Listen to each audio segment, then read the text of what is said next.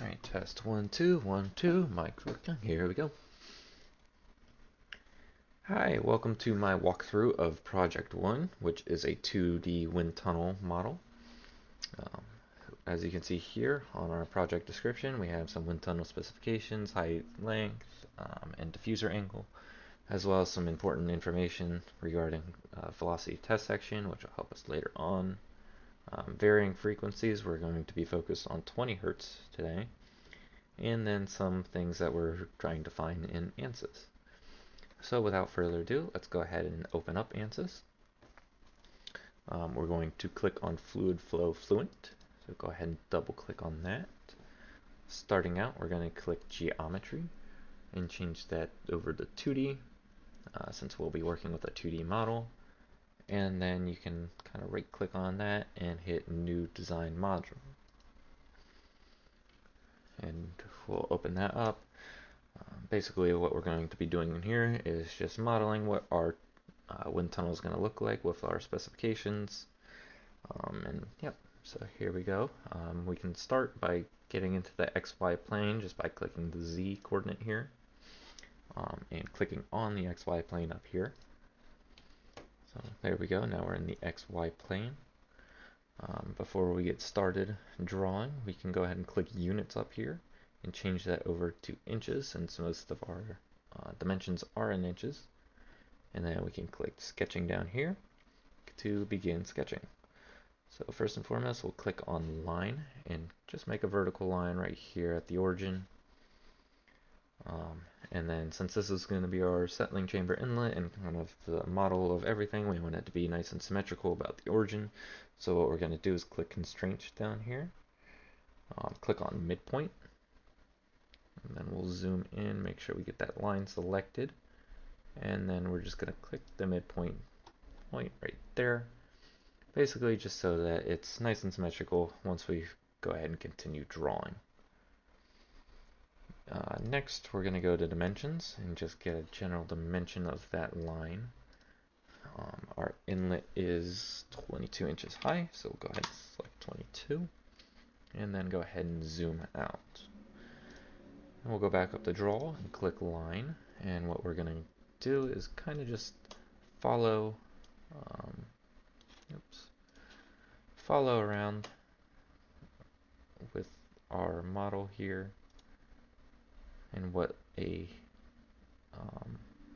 wind tunnel would look like. Just making sure to select the endpoints on all those.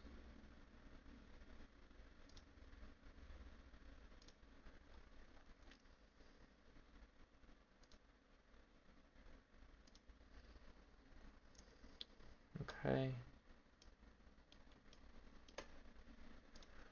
Yep. And then to kind of move around, you just hold that control button and click the middle mouse key. And that will help you move around just to see a little bit better. Like I said, we want to make sure we're clicking all these endpoints here, just in case, because we don't want to over constrain anything. And there, so that is kind of a basis of our wind tunnel. So now we're just going to go ahead and dimension all of this. So for our settling chamber here, we have a length of 15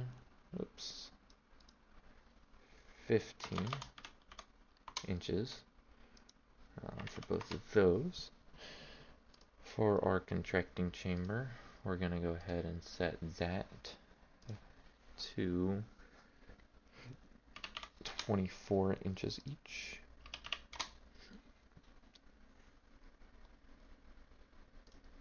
Our test sections here,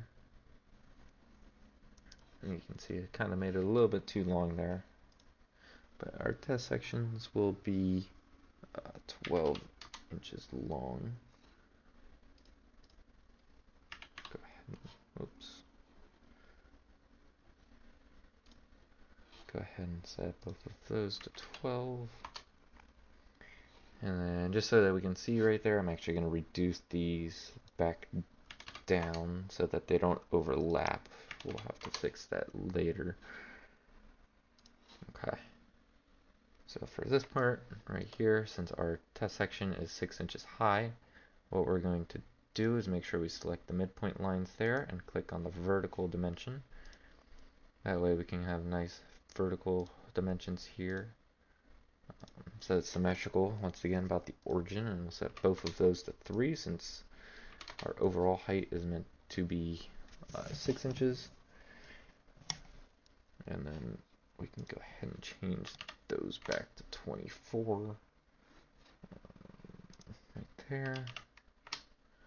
Okay. And then we can go ahead and click on our angle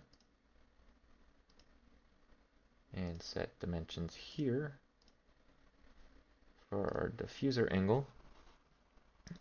We know that is set to 3 degrees, so we're going to set this one to 183 because 180 would be flat. And then for this one, we're going to set it to 177 because, once again, 180 would be flat. And then lastly, we're going to set our diffuser angles here to 42 inches. Or diffuser length, sorry, 42 inches.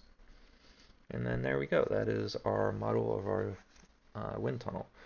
So to finish it off, we're just going to go over here to back to draw, click on line, and make sure that it's all closed off, and you can tell it is just because every line here is blue and there's no gaps between them. Okay.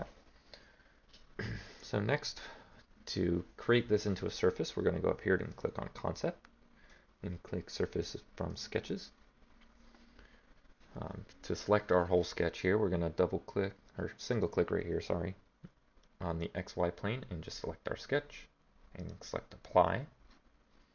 And as you can see, it's all highlighted there, and we're just going to hit generate. And there you go. As you can see, we have a solid surface for our wind tunnel, and that'll just about do it for modeler. So we can go over here, click on it, right click, and click update, just so it updates, and we'll go ahead and close that out so we're not taking up too much computer space. And then once that closes out, we'll open up mesh and begin working on our mesh. So you can go ahead and click, double click on that, and hopefully that'll pull up soon. In the meantime, I'll talk about our velocities. Like I said previously, we're given this velocity for the test section. The formula for the velocity for the test section, which is you just plug in your frequency here, and like I said, we're using 20 hertz. So when doing that, I found the test section velocity to be 4.6062. And then later on, we're going to be wanting to find our inlet velocity. And in order to do that, we can just use AV equals AV. But since we don't have the area for either the test section or the inlet, we can actually just use the heights. So you can use H inlet, V inlet equals H test, V test. And we have the values for the H inlet, H test, and V test. And you can plug all those in and just solve for the velocity of the inlet, which is 1.2562 meters per second. So those numbers will help us later on when we're running some simulations. Okay, so as you can see here, here's our model. So we'll start working on mesh. So you can go ahead and click on that, right click, go ahead and click insert and method. And then we're going for geometry. We want to make sure that we have our whole test section selected. And you can go ahead and click apply. And then for method down here, we're going to change that over to triangles. And go ahead and click generate. As you can see all the triangles generated in the mesh. But as you can see, they're kind of spaced out, which is not great for our simulations later on. So what we're going to do is go down here to element size and change that over to 0.01. And then we can hit generate. And as you can see, it's a lot closer together, much more surface to cover, which will definitely help us later on in our simulations. So to finish up here, we're actually going to go over to this edge tool right here. and click on all of the outside walls. Just control click on all of them. They should all turn green, like so. And then we're just going to click on N and label them as our walls of our wind tunnel. And then we're going to do a similar process just here for our inlet, and back here for our outlet. Okay, and that should just about do it for mesh. We're going to go back over here, right click and click update just to make sure it updates fully, and then we can go ahead and close out of that. And while that is closing, we will, once that is closed, we'll pull up our setup and begin setting up. We can go ahead and just double click on that. Here we go. We're going to go into double precision, and for solver processes, we're just going to up that to 2. If you go too high, it'll kind of run the simulation a little bit hard and sometimes crash. So 2 is a good in-between value for that.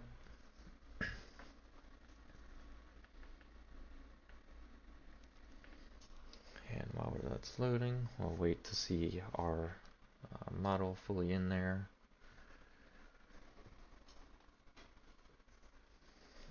Should pull up just in a second.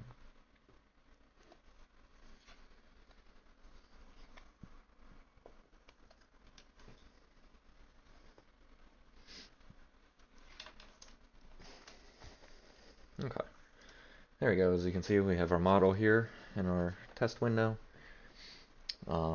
To start out in here, we're actually going to go over to models. Right here. Go ahead and over to models. We're going to turn our energy on just by right clicking. Then we're going to double click on viscous. Since our description for our project says to use laminar flow, we're going to just swap that over to laminar and click OK. Next, we're going to go down here to boundary conditions and click on inlet and just give it a right click and click edit. And like I said previously, to find our inlet velocity, which is what we're doing here, we just used that HV equals HV since we don't have the areas and we have the heights, both heights and the velocity of the test section. So we can go ahead and plug that number in here, which is 1.25624 meters per second, and you can go ahead and click apply and then hit close. Next, we're going to go down here into the solutions tab and click on initialize and click initialize here. And then we're going to go down to calculations, and we're just going to double click on that and change that to 150 iterations just to have some more value points. As you can see, it starts running. You should get a graph just like this, and it should go up to 150 and complete. Okay.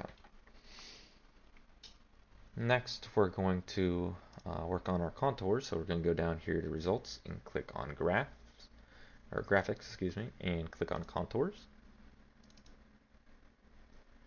Okay, and that should pull up here. And what we want out of this is we want velocity. So you can go ahead and click on velocity. We want the magnitude, and you can hit save/display, and you should see something like this for the contours of our velocity. You can go up to pressure because we want static pressure. Do the same process. You should see that. Then you can go to dynamic pressure because we also want that, as well as total pressure. And you should see something like that. So once that's all done, you can go ahead and click close. And still in the results tab, go down to plots, open up that window there, and we're going to be using XY plot. So you can go ahead and double click on that. What we're going to want to do here is create a new surface for the entire length. You can go ahead and click line right here. for the entire length of our center line, which will be from this edge, the inlet, to the outlet over here. So our inlet is 0, 0. For our outlet, we're going to use this edge to this edge, which is 2.3259 meters. So then you can go ahead and click create, and you should see it pop up right here. For our plots, we're going to be using this, so only select this surface. And in order to export this data over to Excel, which we'll be doing later on, you can go ahead and click Write to File here, and we'll go ahead and click on Velocity just to demonstrate. We can hit Write, and kind of just select the folder that you want it in. City. We'll just put Velo. Okay. Click OK, and then you should be able to go over to open it up, and you should see it here in your files. And then what we're going to do is just open it with Notepad. And as you can see here, there's a bunch of data points. All of our data is here. What you'll end up doing is just copy and pasting all of this into an Excel sheet and plotting based off of that. But just to show, we'll unclick that, and you can save and plot it right here. So you can go ahead, make sure center line is selected, click Save and Plot, and you should see something like that.